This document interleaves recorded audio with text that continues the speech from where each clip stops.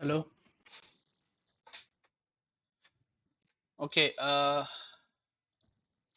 So hello everyone. I hope my audio is visible to you all. There was some glitch in the mic and this audio video visual. Okay.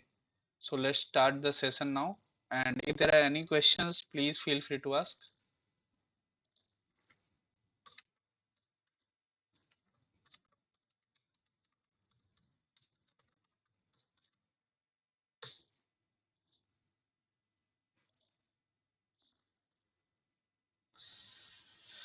Okay.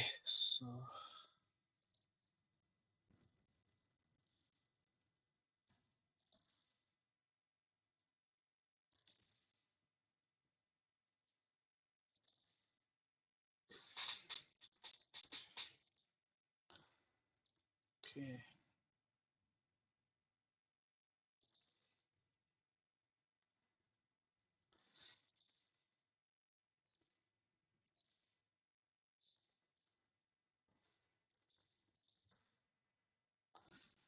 Okay, so good afternoon everyone. Welcome to this live NPTEL session of Environmental Impact Assessment. This is live session 9 being conducted on 23rd of March 2025. The course is taught by Professor Harshit Susan Lakra and she is Assistant Professor in Department of Architecture and Planning, IIT Roorkee. I am Rohit. I am a POS scholar at IIT Bombay. So I'll be taking this live session. And before starting this session, I want to ask you guys that if there are any queries from you guys which you want to ask, so please feel free to ask. Okay. Uh, the teaching methodology remains same. We are meeting every Sunday from 3 to 5 p.m. and you can always ask your questions or raise it in the discussion forum. So before starting the session, I just want to continue with the like different questions asked in the assignments like previous run of this course, and some basic concepts will be discussed with videos and it will be explained to you guys in between. Okay, so choose the correct order of the components to complete the ecosystem service schedule chain diagram. Okay, so like there is a chain diagram, like what is the ecosystem services. So when I have also discussed, like there are provisioning services and different other type of services for the ecosystem. So for here, the correct chain diagram will be action, ecological indicators, then benefit from relevant indicators, and then benefit assessment. Okay, so this is how the ecosystem service schedule chain diagram actually works. Like you can see it here. So first thing is like action, then ecological system indicators, and then what can be ecological indicators. So there are different factors which are to be considered, like a ecological indicator. Like sometimes an algae itself can be an health of indicator of the health of ecosystem. Then ecosystem service, like benefits relevant from ecosystem. Okay, social value, benefit assessment, like what are the benefits that we are getting from the ecosystem. Okay, so an example has also been given, like wastewater restoration. This is the action which has to be done. So change in the quantity or quality of wetland vegetation or hydrology. This is kind of indicator. Water quality, nitrogen concentration is a kind of indicator. Water quality for fish, like oxygen concentration, dissolved oxygen in the water. Fish mortality and reproduction rate is also an indicator. Then what are the relevant benefit indicators, like population of the desired fish, population of the accessible and desirable fish in the water, number of fish caught, all these are relevant indicators. And then value, so evaluation of preference value, like what can be the different, what is the kind of fish that we are getting. So all these things can be in the social value chain. Okay, now if you want to like understand this ecosystem service better, so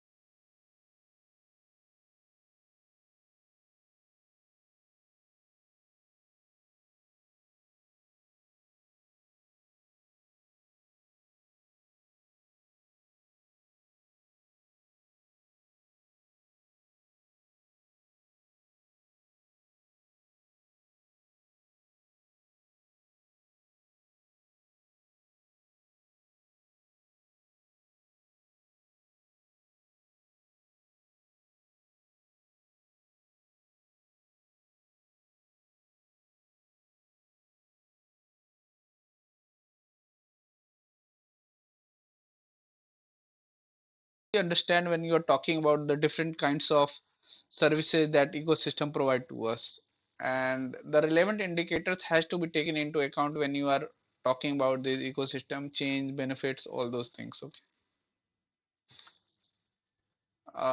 Now if you take the second question, like in context of EIA for ecosystem services, ESR refers to. So ESR is basically ecosystem systems services review. So basically we try to study the ecosystem and see the different kinds of services, whether they are affected or whether there is a kind of any change which are visible. Okay. These things has to be properly what you say, a kind of focused into when you are studying the ecosystem. Okay. And like if you are talking about this ESR, then what constitute the ESR, ecosystem services review? Because you are doing environmental impact assessment, so whatever impact is going to on the environment, that is surely going to damage the ecosystem. So basically what you will do, one is entry points for the ecosystem services review. Okay, establishing the specific scope, and by scope you means ki how much damage that you want to specify, the area, all these things. Sources of information and tools for scoping and baseline studies. Ecosystem services baseline assessment, because baseline has to be defined when you are trying to say about the impact or change in impact, what are the different kinds of impact that is going on into the ecosystem. So that has to be talked about the baseline. So basically I will give you an example, like if you are saying that there has been change in CO2 concentration, then a baseline has to be set, like above this baseline, lower this baseline. That is how you are gonna say that the there is a change in carbon dioxide concentration in the environment. Then priority ecosystem services, scoping and baseline assessment outcomes. Okay. And there are different services, like one was provisioning services, like what can be provisioning services, like fisheries, foods, fuel, fresh water, all these things are provisioning services by the ecosystem. Okay.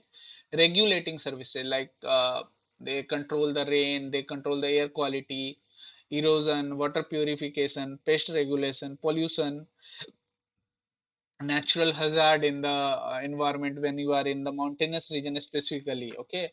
Cultural, like ethical values, spiritual, religious values are there with the ecosystem. Aesthetic values, aesthetic values means something which has a good aesthetic, a look kind of thing. So when you are going to build a house, you try to choose apartment or building where there are a lot of trees and that looks pleasing to your eyes, or a water body. Okay, so this is called a kind of aesthetic values. Okay. Now some of the slides which I put here, like steps in the corporate ecosystem review, how the ecosystem corporate ecosystem review actually services review takes place. So one is select the scope, like what constitute of scope, choose boundary within which the conduct ESR, like business unit, product, market. So let's say you are a company which are producing a product A. Let's say I will take a company like okay, I should not take the company.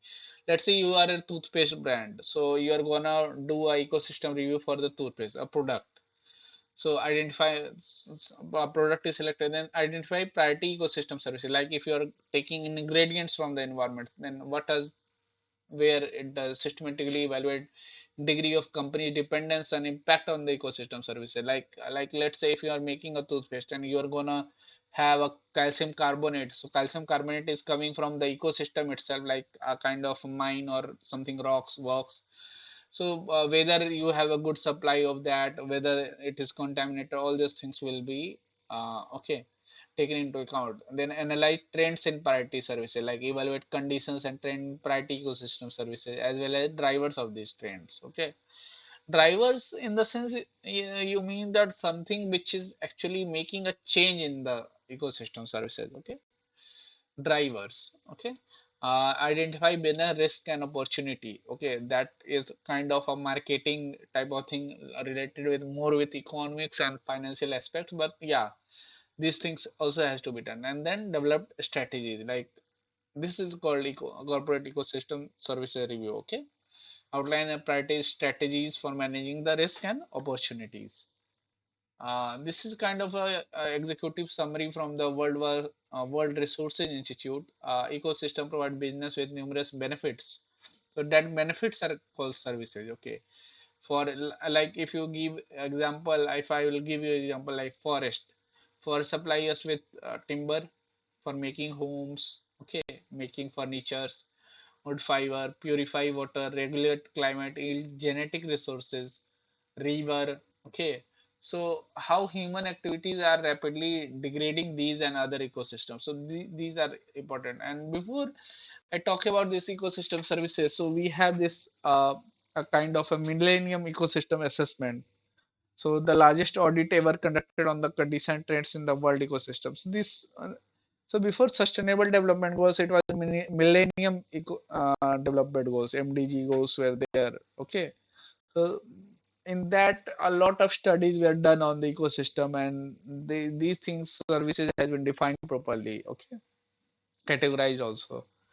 So for past 50 years, you see that in other comparable time in human history, and in fact, 15 of the 24 ecosystem services evaluated have degraded over the past century. So you can see the kind of effect which is going on into here. Okay, and the assessment projected further declines over the coming decade. So that is also a very big concern when you are talking about, particularly in the light of population growth, economic expansion, like kind of economic activity which are happening, and then global climate change is also a big factor. Okay, so if these things are going on without unchecked, then probably we are having 15 of the 24 services have degraded.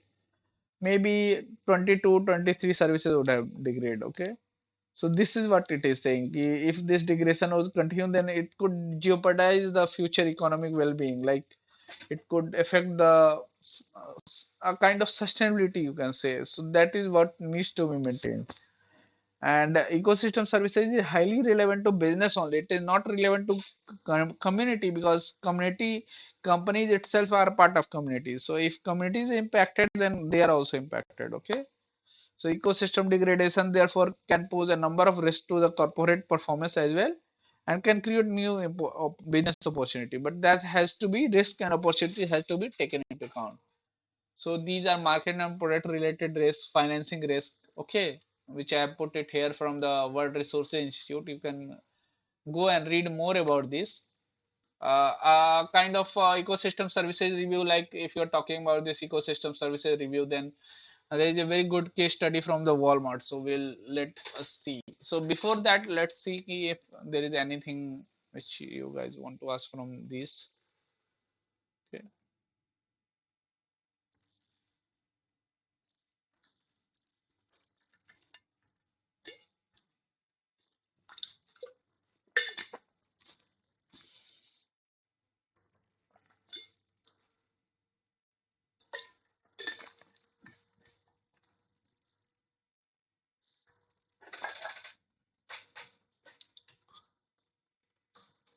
So these are different type of risk. Okay, so I have put it here. I wanted to explain this whole concept of ecosystem services review, which were not there in the weekly lecture. So this is how it is done. And basically risk and companies are more focused into risk and managing those risk, and what are the different opportunities. So more into adaptation, not into much into mitigation, but more into adaptation. Okay, so let's see this Walmart case study. That's a very good case study on ecosystem services.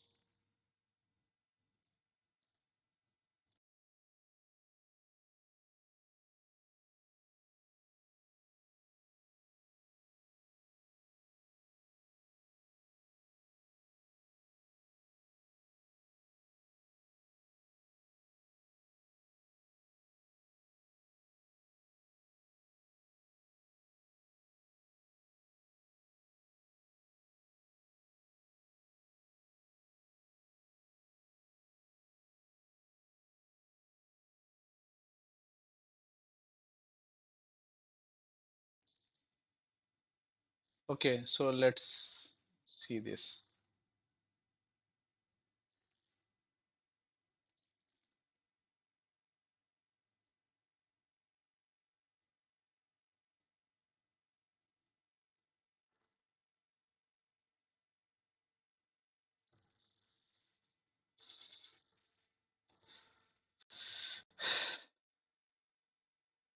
So read this.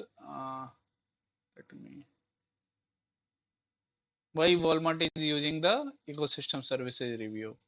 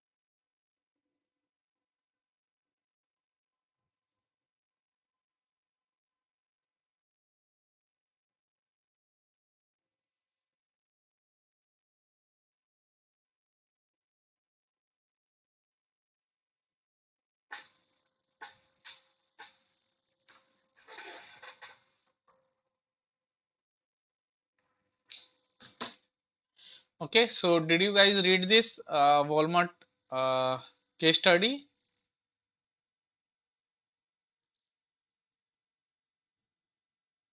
Let's read this.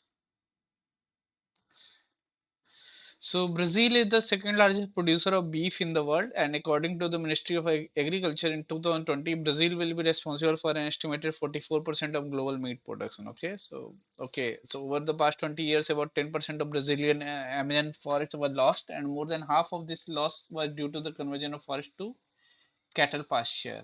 So by 2020, Brazil is seeking to reduce the national deforestation rate by 80% from historic levels in order to achieve the greenhouse gas emission reduction target established by the National Climate Change Policy. So that was a kind of policy which was there in Brazil 2020. Okay. So while the country has made significant progress towards this goal already, it has already reached 76% of this target for reducing deforestation. But there is still need to improve and expand the sustainable production of beef. So Walmart is a kind of a major beef retailer in Brazil, and a significant portion of beef is procured from Amazon basin because one of the largest cattle herds in the Brazil and a significant number of slaughterhouses also. So in 2015, the company has committed to not buy beef from a deforested areas in Amazon in its global operations. Okay, so this ambitious commitment sets Walmart Brazil apart as a leader, but also creates a risk of scarcity for the company because basically they are saying that they are not going to procure beef from those slaughterhouses which are basically built on a deforested land or where the cows have been grazing on the deforested land. So will enough beef be available to meet Walmart's Brazil zero deforestation commitment by 15 and where it will come from? So rising to the challenge, the Walmart is proactively working towards new solutions to scale up solutions. Okay, so what can be like protecting water resources, improving soil, maintain stable climate. So all these things were there. Okay. So Walmart Brazil applied the corporate ecosystem services review to evaluate how ecosystem change will impact beef production in the Amazon and consequently its supply for beef products. So Walmart Supply joined a Brazilian business sustainability initiative called Parceria Empresarial Pelos Serviços Ecosistémicos. Okay, PESE, partnership among business and civil society to demonstrate the business benefit of ecosystem services. Okay, so first thing is scope. So scope has been clear to you, like they wanted to reduce the or promote the sustainable beef production. One is identify priority ecosystem services, like what can be the priority ecosystem services. So four key system services can be there, like maintenance of soil quality, water purification of wastewater treatment. Another one can be climate change, and then fresh water uh, provision, because cattle and pastures basically require a lot of water also. Okay, and then analyze trends in the priority ecosystem services, like whether they are going up or down, climate and water, soil fertility, direct drivers, like what are the factors which are affecting, like deforestation. Okay, so with an annual average deforestation rate of 1,000 kilometers square in the last decade, Sao Feliz do Zinzu is the leading municipality in Brazil in terms of deforestation, basically primarily to promote the ranching activities. And then there are indirect drivers also, not only direct, like lack of traceability in supply chain, insufficient incentive. Okay, identify business risk and opportunity. Now they have identified the risk, like major most significant risk in step 4 is the scarcity of beef that meet the criteria. Okay, like deforestation free beef goal is there. So now they have actually listed the challenge, like increased scarcity, competition for water and rising cost, more severe, less predictable food and droughts. Okay, soil quality. These challenges could present risk to Walmart beef supply chain also. So they have developed strategy like focusing on zero deforestation beef brand. Okay, so they have actually launched a kind of brand itself that develop a zero deforestation beef. Okay, now they have provided incentive also who are supplying them zero deforestation beef. Then they are also investing in monitoring tools. So these are kind of activity which was done by promoted by the Walmart Brazil to cater for the zero deforestation wave, which is one of its kind of a corporate ecosystem services review. Okay, so these are the kind of studies which are very much needed in this era. Okay, so if there is anything which you want from here, please feel free to ask.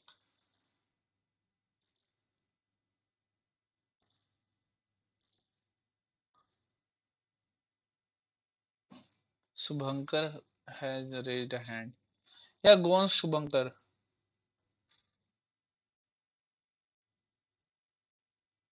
I don't know. I'm not able to hear you guys. Can you write the question?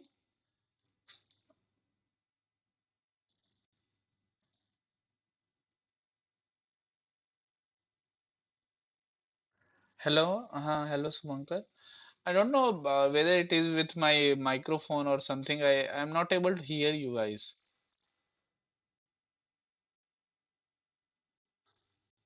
So can you write it down your question?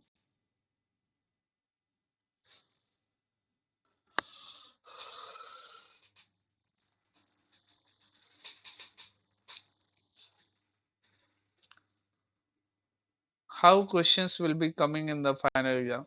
So mostly on the pattern of the like assignment questions. So you have solved the assignment questions, so mostly on that pattern only, and all the questions will be asked from the slides.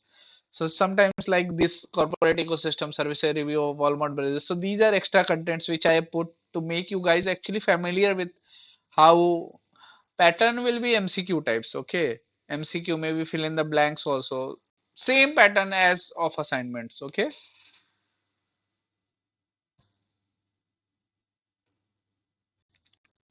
Okay.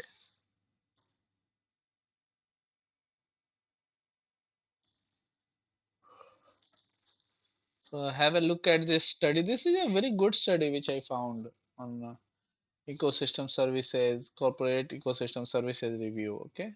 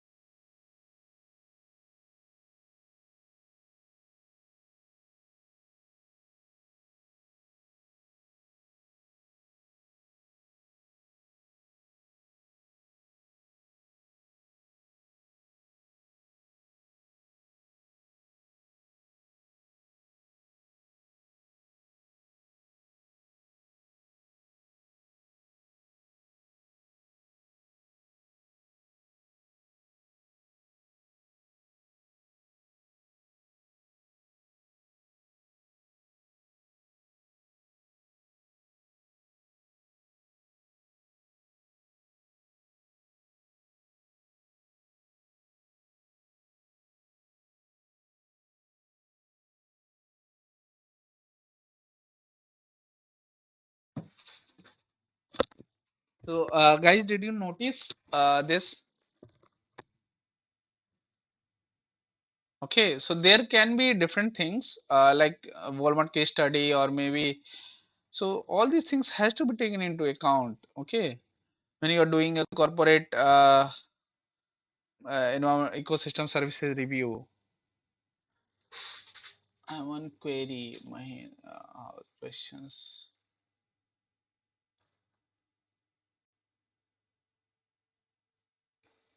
Mahendra Pratap, read the slide. I have one query. If I have not completed any assignment within date and so other options to complete them. Mahendra, actually there are no alternate option available. If you have missed the assignment, then assignment because all the answers are shown to the students. So maybe you can enroll in the next session. So there you can continue again for this course. Otherwise, because assignments itself constitute a lot of this weightage in the final exam, so maybe that can affect your final grading also.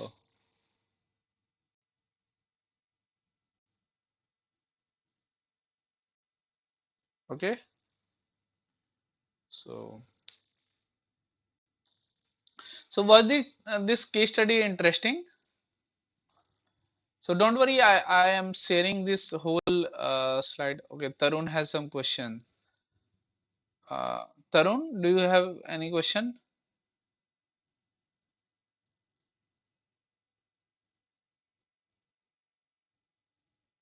Okay, so okay, so let's go ahead with the new question then.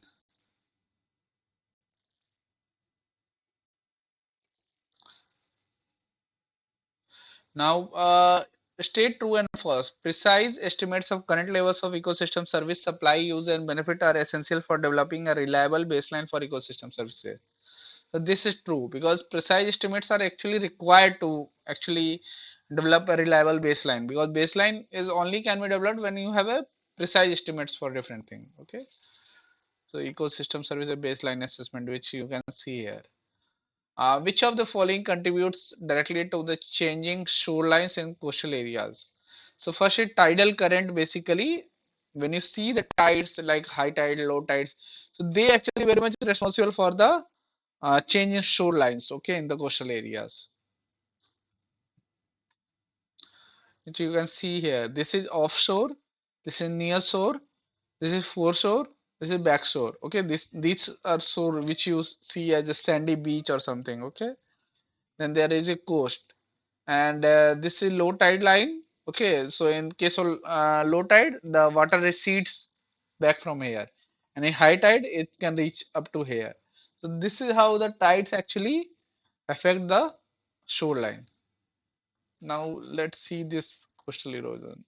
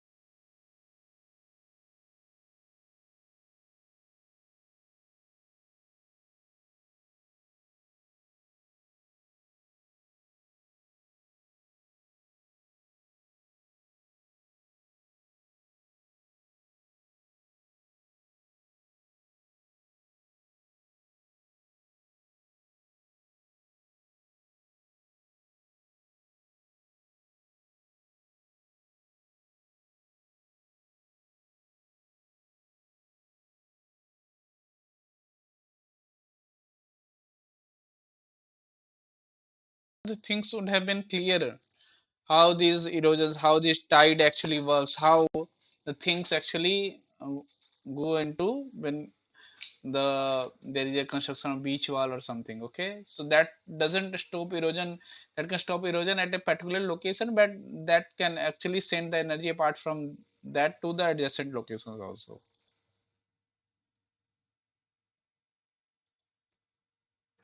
Choose the correct option for completing the diagram given below. So first is sublittoral. This is sublittoral. Second is intertidal. Okay, because tides can go from these locations. And then three is supralittoral. So correct answer is answer A. This is kind of a zone. This is taken from this diagram. So low tide zones from here, high tide from here, and then these are breakups. Okay, generally happen. The tides are between in general from here to here. Back shore, coastal area, beach shore. Okay, so this is very much important. State true or false. Coastal geomorphology directly impacts coastal erosion, but one should consider it for aesthetic reasons. Okay, so this is actually true. Like process like wind, waves, all these things change direction and variability with time.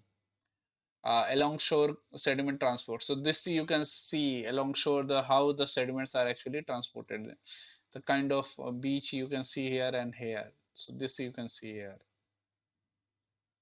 Buildup of beach sediment on one side of the set of gyrones indicating longshore sediment transport. Okay. Dash known as tidal flats are coastal wetlands that form when mud is left behind tides or rivers. They are found in sheltered regions such as bayous, lagoons, estuaries, and bay. So correct answer is mud flats. So basically mud flats are these are kinds of mud flats. Coastal marsh, these are mud flat sands in UK. I put the photographs also so that you guys could actually see what it looks like. And then in mud flats in India, our Etimoga mud flat in Andhra Pradesh turns ideal winter stopover for 34 migrant birds. So a lot of migrant birds, migratory birds come there, especially in Central Asian flyway. The 500-hectare mud flat in Kakinada Bay has the potential to help India fulfill its global commitments of protecting the habitat of endangered near threatened species. Okay.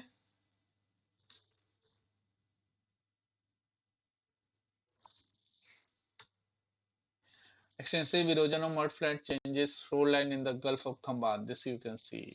Basically, these were mudflats, and due to the extensive erosion, the shoreline has changed. Which of the following are responsible for identifying environmental impacts in coastal areas as per the methods of environmental social impact assessment? So basically, A, B, and C is the correct answer. Public consultation, review of survey data, consultation with concerned authorities.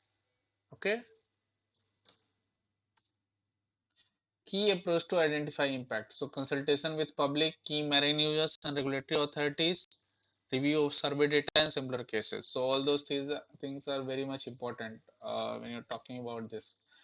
Arrange the following phases of hydrodynamic and ecological impact assessment in the correct order. Identification. So first is identification of the effect and potential impact. Second is description of the effect or impact.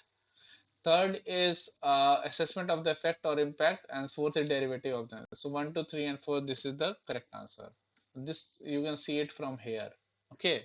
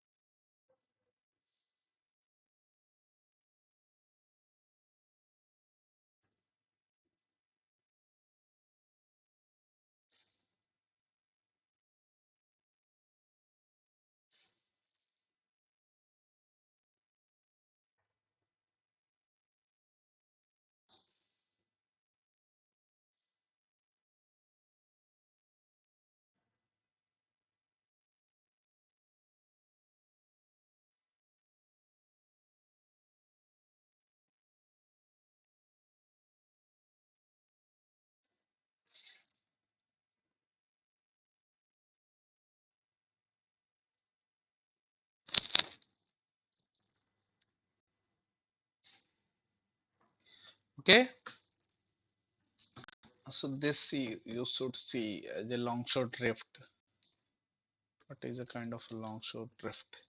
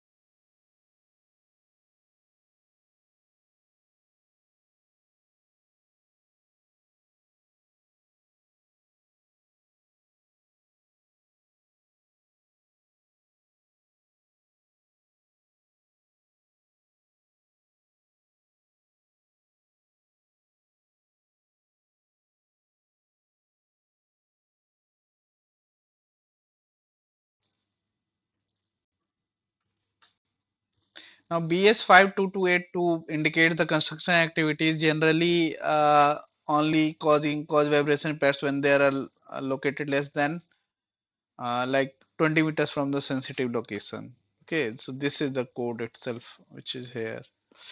Which of the following is an uncommon noise source in the context of ESI, environmental social impact assessment? So basically, crying children need uncommon noise. So basically, road traffic, railway, construction noise are considered.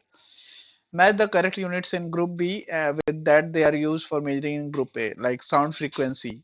So sound frequency also always measured in hertz. Sound amplitude is measured in micropascal. Okay, and sound intensity in decibels. So correct answer P1, Q2, R3.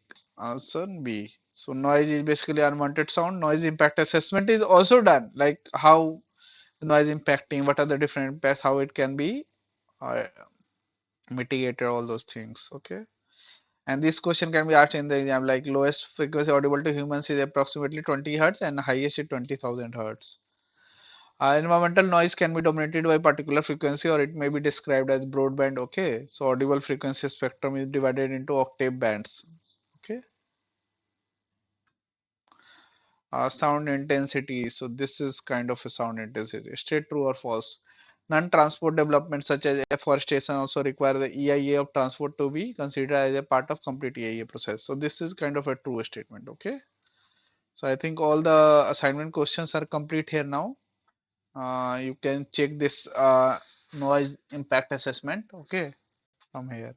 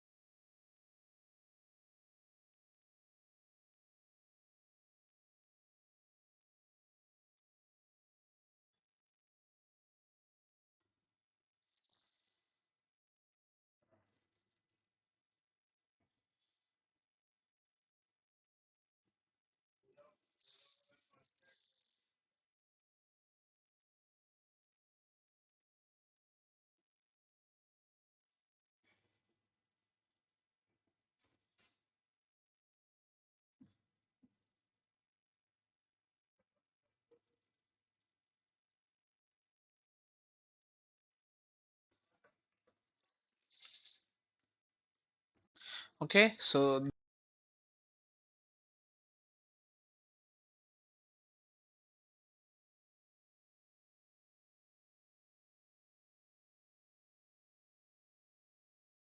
these things has to be actually done in a more holistic manner and preserved in a release fashion. Okay, so if there is anything apart from this which you want to ask, so please feel free to ask, guys.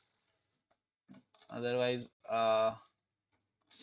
thank you for joining this live session. Okay, so if there are any queries which you want to ask, so please feel free to ask. Find me at this email ID. You can always write to me.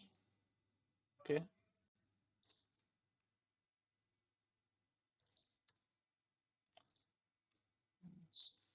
thank you.